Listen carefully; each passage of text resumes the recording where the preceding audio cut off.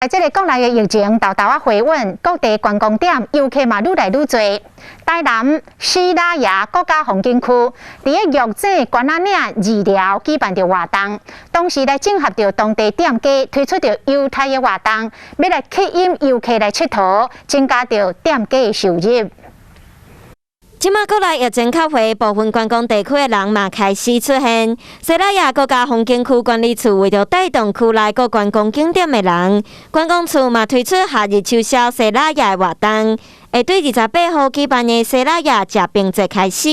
连续3个月拢有无同的活动。8月28喝芒果冰，9月10号呢，我们到关仔岭拉个3车。 为着带动商机，管理处嘛整合43间的店家，共同推出这本观光号召，提供4大优惠，互国面上的店家拢会当互相合作。对业者来讲，嘛会当有效带动整体观光。透过他的护照的指引呢，去消费，也能得到他需要的。那我们希望说，这个护照在这里呢，能够产生了对业者产生有一个很好的一个。